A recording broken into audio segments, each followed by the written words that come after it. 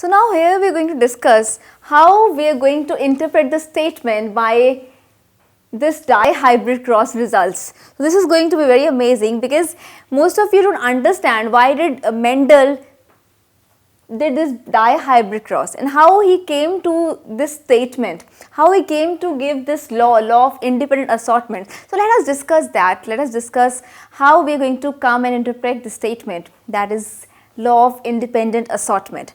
So let us start. As you can see here is we have got this phenotypic ratio, that is 9:3:3:1. Okay, that's fine I guess. But when we talk about the monohybrid cross, we had a ratio, the phenotypic ratio as 3:1 and genotypic ratio as 1:2:1 in case of monohybrid cross. Okay. So now we are going to come to those results from this cross also. Let us see how. Okay, if I ask you how many, if I am going to separate the characteristics, now I am asking you that we are going to discuss only the seed shape, whether it is round or whether it is wrinkled. If I talk about how many seed shapes are going to be round, let us count it. Okay, this is going to be round 1, 2, 3, 4, 5, 6, 7, 8, 9, 10, 11 and 12. So we have 12 combinations out of the 16 that are going to be round from the outer appearance. Means superficially when you look at them, 12 out of the 16 are going to have a seed shape that is round. Remember, I am just going to tell you something that is going to be very amazing. So please look forward to it. Then if we count the number of wrinkled seeds, we have here 1, 2, then 3 and 4. So we have 12:4. Okay. So when I simplify this, this is going to be 3:1. We are going to have 3:1. So the ratio for round is to wrinkled is going to be 3:1. This is what we had for monohybrid cross, that is 3:1. Okay. So next we are going to have the genotypic ratio for it. How many seeds are going to be pure round? How many seeds are going to be hybrid round and how many seeds are going to be wrinkled? So remember, when we are going to arrive to that ratio, it will be 1:2:1. So this is how we are going to prove this. Now let us talk about another characteristic, that is the cotyledon. Whether we are going to have green cotyledon or yellow cotyledon. Let us see how many are going to be yellow cotyledons. 1, 2, 3, 4, 5, 6, 7, 8, 9, 10, 11 and 12. So 12 are going to be yellow cotyledons and let's see how many are going to be green cotyledons. We have here 1, 2, 3 and 4, that is 12:4. So the simplest ratio over here is 3:1. So this is the main key point after which Mendel gave this statement. So you can see when I was having two characteristic traits, we had a ratio 9:3:1. Okay, and when we are going to separate these characteristic traits, we had ratio 3:1 as I simplified this ratio. This is the same ratio we obtained in case of what? In case of monohybrid cross. In case of monohybrid cross, we had a ratio that is 3:1 and the same ratio we are having here when we are going to separate these two traits. It means when we are going to consider two characteristic traits simultaneously, this is not going to affect any of the characteristic trait. So from here, from this conclusion, Mendel gave this law of independent assortment, means alleles of different characters located in different pairs of homologous chromosomes are independent. So the key word is independent of one another in their segregation during gamete formation and in coming together into the offspring by fertilization, both processes occurring randomly. So means if we have chromosomes which are going to encode for different characteristics, they have an independent assortment. Neither of them is going to affect the trait presented by any other chromosome. So remember, these are going to be what? They are going to be independent. So the alleles of different characters located on different pairs of chromosomes are independent of one another. Why? How we have come to this conclusion is, as you can see, we arrived at 3:1, which was the ratio of monohybrid cross, that is 3:1.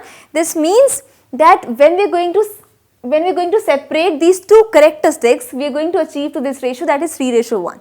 So this confirms to the point that when we have two characteristics simultaneously, they are not affecting each other. Okay, so we have the chromosomes are independent of one another in their segregation during gamete formation and in coming together into the offspring by fertilization, both processes occurring randomly. So whenever they are going to segregate, whenever they are going to come into the zygote after fertilization, they are independent of one another.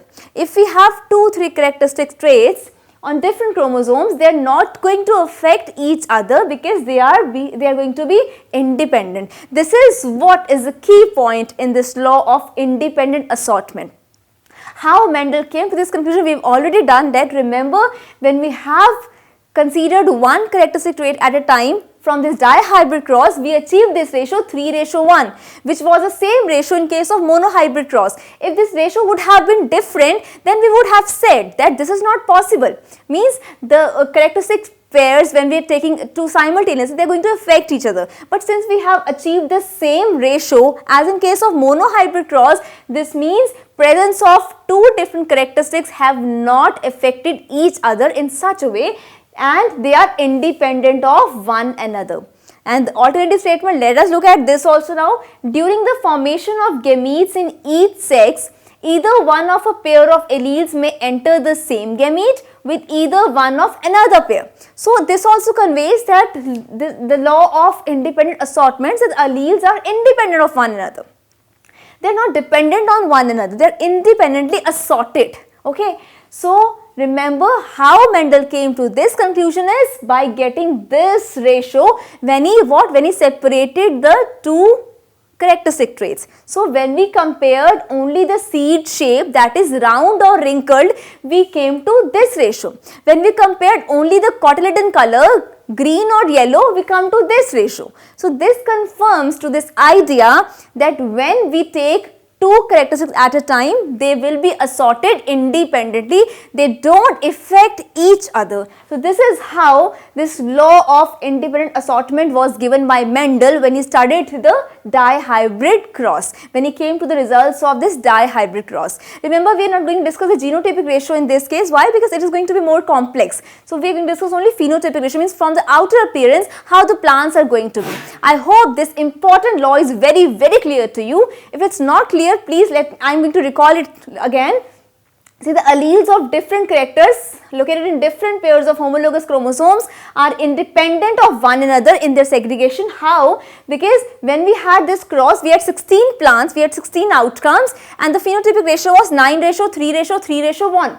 What we are going to here prove is that when we have two characteristics at a time, they are going to independently assort and none is going to interfere with each other. So when we separated the characteristics, we compared the seed shape, round or wrinkled, we had this simplest ratio again, which was the same as in case of monohybrid cross.